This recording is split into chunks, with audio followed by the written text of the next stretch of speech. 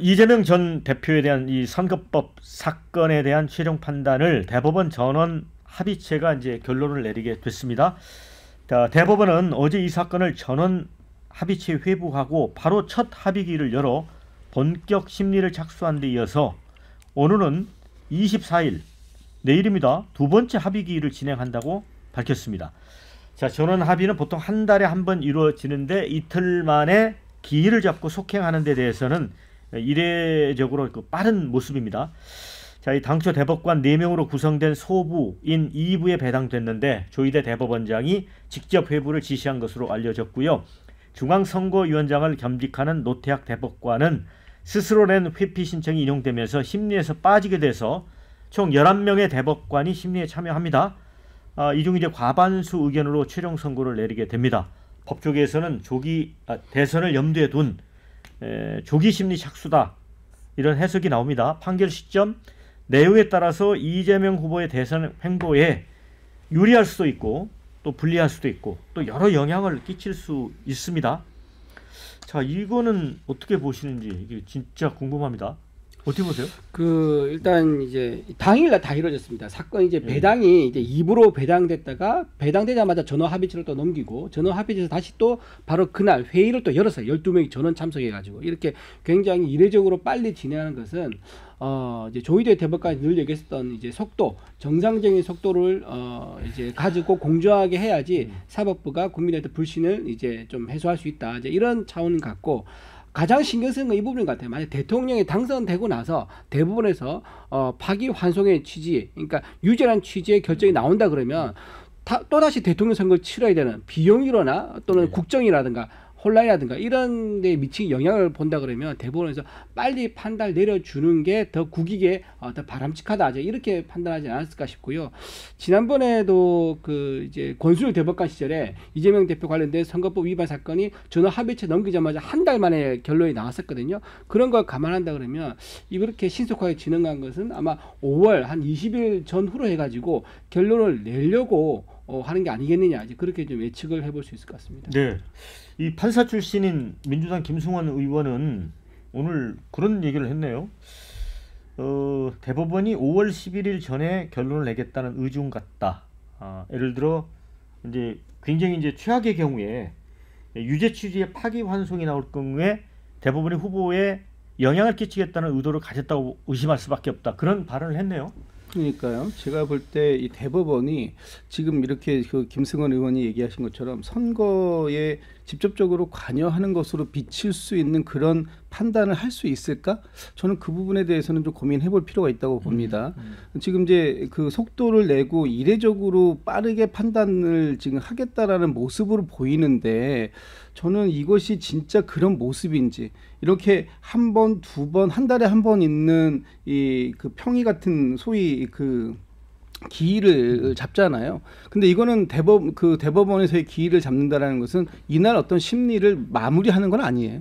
이거는 헌법재판소에서 우리가 그동안 들어왔던 것처럼 여러 재판관들이 전체가 다 모여서 평의를 하는 거죠. 의견을 교환하는 그런 방식인데 이 쟁점들이 분명히 있습니다. 이 상황 속에서 대법원이 할 수 있는 건 세 가지 방이 없어요. 상고 기각하는 거, 그 다음에 파기 환송하는 거, 그 다음에 파기 자판하는 거. 근데 파기 자판은 어렵다라는 것입니다. 그럼 두 가지인데 이 두 가지 중에 어떤 걸 선택하더라도 직접적으로 선거에 영향을 줬다라고 평가를 받을 수밖에 없는 겁니다. 그런데 이렇게 기일을 잡아놓고 아무것도 안 한다라는 또 비판 있을 수 있죠. 그렇기 때문에 저는 계속해서 기일을 잡아갈 것 같습니다. 그러나 논의해야 할 상황들이 굉장히 있어요. 특히 대법원이 이 사안을 가져갔다라는 것은 단순히 국민적 관심도가 높기 때문에 가져갔느냐? 그것이 아닐 수도 있다. 오히려 지금 지난 항소심에서 이재명 후보가 계속해서 문제 제기했던 거 있지 않습니까? 이 공직선거법상의 허위사실 공포죄가 과연 어디까지를 허용할 수 있는 것이냐, 담을 수 있는 것이냐, 이 부분에 대한 대법원의 좀 명확한 판례를 다시 한번 만들어 달라. 그런 것 때문에 그때도 위헌법률 신청도 제청하고 했습니다. 이런 상황들이 어디까지 판단이 영역이 대상이 될 것인가 하는 부분, 이것을 본다면 대법원에서도 쉽게 아주 빠르게 결정할 수 있을까? 저는 좀 그런 부분에 있어서는 의문이 있어요. 그러니까 이제 판사 출신 민주당 의원이 이제 그런 얘기를 하니까 근데 이제 중앙선관위 후보 등록 전에 아마 결론을 낼 거다. 근데 뭐 또 반대 결론도 나올 수 있는 거예요. 이제 무죄로 해서 이제 확정을 할 수도 있는 거잖아요. 그렇죠. 네. 그러니까 민주당이나 이재명 전 대표는 하루빨리 대법원에 판결을 해달라 이렇게 요청을 해야 됩니다. 저 얼마나 불확실성이 큽니까? 이재명 대표가 대선에 나가서 대통령에 당선되더라도 계속해서 재판에 임해야 되고 또 만약에 대법원의 판결 결과가 유죄로 난다 이렇게 돼버리면 지금 이번 대선은 보궐선거입니다. 사실상에. 그러면 저희는 보궐선거에 보궐선거를 치러야 돼요. 그러니까 그렇게 갈 바에는 지금 빨리 후보 등록하기 전에 결정을 내려주셔서 나 이재명이 굉장히 깨끗하고 국민 앞에 한 점 부끄러움이 없는 후보다라는 것을 자부할 수 있게끔 만들어 달라 이런 요청을 해야 되는데 왜 저는 이런 식으로 불안감의 표현을 하는지 모르겠습니다. 그리고 이 선거법 재판이 이미 늦었습니다. 2심까지 결과 나오는데 2년 반 걸렸고요. 1심이 지난해 11월 15일 날 났으면 633 원칙에 의하면 5월 15일 전에 나야 되는 겁니다. 근데 지금 사실상 그렇게 되기는 현실적으로 어렵지 않을까라는 예상들이 많은 거 아니겠습니까? 그렇기 때문에 저는 하루라도 빨리 대법원에 판결을 내려달라 이렇게 요청을 할 때라고 보고요. 지금 민주당이 얼마나 불안해하고 있냐면 전현희 의원이 오늘 아침에 라디오에 나가셔서 이렇게 진행되는 과정이 굉장히 이례적이다. 그런데 안 좋은 결과가 나올까봐 걱정하고 있다. 이렇게 대놓고 얘기를 했습니다. 그러니까 이것이 전현희 의원만이 얘기하는 것이 아니라 지금 민주당 내에 팽배하게 퍼져 있는 불안감의 징표라고 좀 봅니다. 근데 반면에 민주당 박경택 의원 같은 경우는 뭐 무죄로 이렇게 빨리 날 거다. 또 이렇게 주장하는 분도 있어요. 상고심이 이제 네. 원심 판결에 적용된 법리가 잘못됐을 때 그것만 따지는 네. 법률심이기 때문에 사실 뭐 사실관계를 하나하나 따지는 그런 문제는 아니지 않습니까? 그래서 저는 2심 판결에서 법률적으로 법리 적용하는 과정에서 결국 그 전에 대법원 판례를 다 네. 적용하는 거여서 이 대법원 판례를 다 갈아엎지 않는 이상은 이거를 되엎기는 쉽지 않을 거라고 보고 전원합의체에서 그런 의사결정을 너무나 빨리 내기에는 그러니까 원심을 확정하는 걸 제외하고는 굉장한 시간이 좀 걸리는 문제라고 저는 보여지고 그래서 뭐 여러 의도들을 우리가 헌법재판소 판단 내릴 때 여러 가지 우리 해석들을 했지만 결국은 헌법재판소의 시간대로 그냥 진행됐던 것처럼 이것도 법률적인 잣대, 법률적인 판단, 심판에 이르게 하는 여러 가지 법리 적용에서의 어떤 오류나 이런 것들을 따지고 보면 저는 뭐 정적 판단할 거라고 생각하지는 않습니다. 뭐 어떤 분들은 사법의 정치화에 대해서 되게 우려하시는 분들도 있는데 뭐 그런 분들도 있고 저는 민주당 내에서도 이 문제와 관련해서 저는 대법원이 법리에 의해서 판단을 해주실 거라 생각합니다. 네, 다양한 댓글 의견이 올라왔습니다. 뭔가 의도가 분명히 보인다. 의도가 보인다.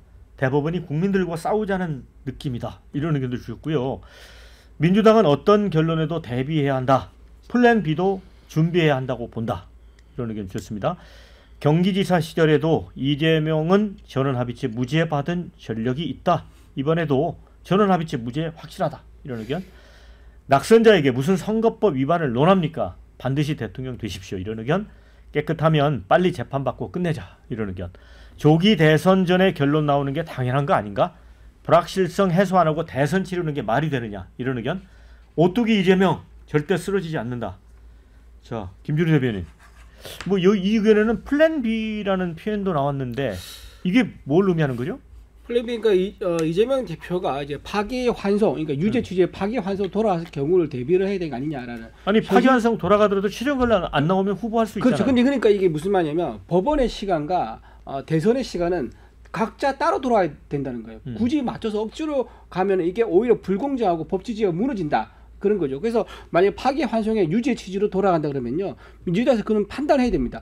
그대로 이재명 후보를 대선 후보로 밀어붙일 것인지 아니면 다른 후보로 갈아 끼워서 대선에 참여할 것인지 그 판단을 해야 되죠. 그 몫이 이제 민주당에 있는 겁니다. 그러니까 플랜 B를 준비하는 건데 만약에 유죄 취지의 파기환송이 일어난 상태에서 이재명 후보가 대선에 완주를 한다? 그러면 대선에서 당선될 가능성이 굉장히 낮아지겠죠. 불안한 거니까.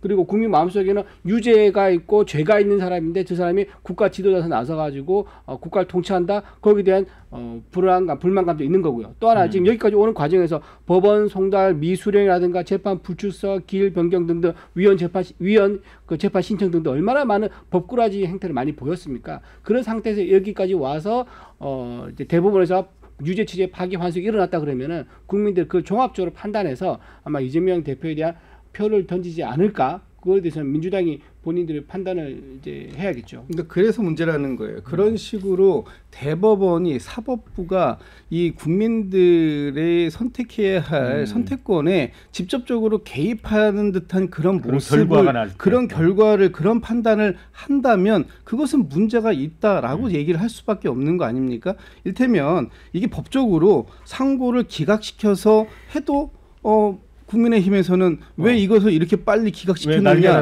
날개를 달아줬느냐, 왜 꽃가마를 태웠느냐 이런 식으로 또 얘기가 나올 것이고요.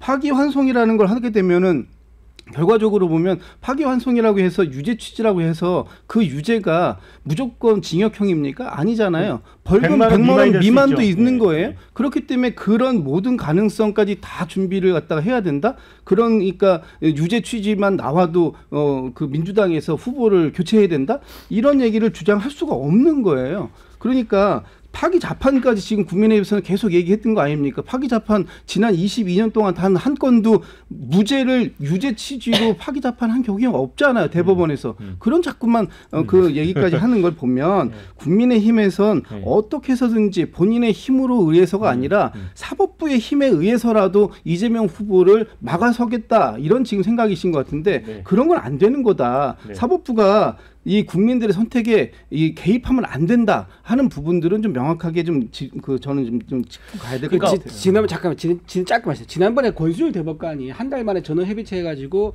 이재명 이제 후보가 대선에 나오셔서 무죄를 확정시켜줬지 않습니까? 그때 민주당에서는요 그 유죄 나오고 파기환송을 대비해가지고 플랜 B를 준비를 했었어요. 그런데 왜 지금은 이제 그런 플랜 B 말을 아무도 못 꺼내느냐? 그때는 일극체제가 아니었거든요. 지금은 완벽한 일극체제가 갖추고 있지 않습니까? 그러다 보니까 감히 나에게 반대라든가 또는 플랜 B를 말을 꺼낼 사람들이 누가 있겠느냐. 일극체제 때문에 지금 말을 못 꺼내고 있는 상황이다. 자, 이와 관련해서는 두 건의 엇갈리는 댓글이 있습니다. 굳이 이런 고민하면서까지 피고인을 민주당이 대통령 후보로 뽑아야 하나 이런 의견이 있는 반면에 법원만 바라보는 국민의힘 선거가 아주 절망적이라는 거네. 이런 의견이 있습니다. 그러니까 너무 법원만 바라보는 것 같다. 저도 짧게 말씀드리면 현 상황에서 그렇기 때문에 제일 좋은 건 뭐냐면요. 이재명 대표가 일시적 정계 은퇴를 해야 됩니다. 일시적으로 정계 은퇴를 해가지고 본인의 무죄를 밝혀내면 되고 그 다음에 다시 대통령 나가면 되는 거 아니겠습니까? 지금 이재명 대표 때문에 얼마나 국가가 혼란하고 얼마나 정치적 사법적 갈등이 극심화되고 있습니까? 본인이 진짜 정치 지도자가 되고 국민 앞에 떳떳하게 나서겠다, 국민의 대통령이 되겠다 이런 포부가 있다면 지금 작금의 혼란 상황을 극복하기 위해서라도 이번 대선 불출마하고 본인의 무죄 밝혀낸 다음에 정치 복귀하면 될 거라고 좀 봅니다. 그러니까 그 국민의힘에서 이재명 대표에 대한 포비아가 있는 거 알겠어요. 그러니까 이재명 대표만 아니면 정말 고맙겠다 이런 얘기를 하는 건 알겠는데 그렇다고 해가지고 지금 이재명 대표에게 그 정계 은퇴 같은 얘기를 하시는 건 그건 그 굉장히 좀 지나친 언사다 이런 표현을 말씀드립니다. 그런데 이제 이 선거법 재판 관련해서는 이재명 대표가 사실 패배자였잖아요. 사실 진 사람은 어떻든 진 결과로서 이제 모든 심판을 받은 건데. 이거를 이제 또 선거법으로 기소를 해서 이렇게 하는 게 맞느냐라는 또 반론도 있긴 해요. 당시에 무속인들에 휘둘려 가지고 그 김건희 여사가 그 이른바 이상한 생각을 갖고 있고 또 윤석열 전 대통령을 휘두르고 있다라는 얘기들이 많았는데 그때 윤석열 후보가 뭐라 하겠습니까? 구약성성을 다 해온다겠잖아요. 김건희 여사가. 사실 그런 게 허위사실이죠. 당선을 목적으로 허위사실한 거 아닙니까? 이재명 대표는 방송에 나와서 패널 토론 그리고 국정감사장에서 국회의원들하고 의견을 나누는 과정에 발언을 했던 것이고 그게 좀 과하다고 생각을 했고 그 부분들에 대해서도 본인도 사과를 했고 근데 그런 것들이 법리적으로 과연 그러면 직을 날릴 만한 후보의 자격을 박탈할 만한 정도 사안이다 해서 저는 2심 재판부가 현명한 판단을 냈다고 생각하고요. 법리 적용에 문제 없다고 보고 저는 대법원에서도 이런 것들을 정치적으로 너무 지금 국민들이 하나하나에 대해서 너무 이렇게 민감하게 반응할 정도로 우리가 사법의 정치화에 대한 우려들이 좀 있기 때문에 그런 걸 감안해서 정치에 개입하려고 하지 말고 옛날에 조선일보가 대선에 개입하려고 했는데 지금 사법부의 판단이 마치 대선에 개입하는 것처럼 비춰질 수 있기 때문에 그런 것들을 고려하셔서 저는 기일들을 좀 잡아야 되지 않는가 이렇게 생각합니다.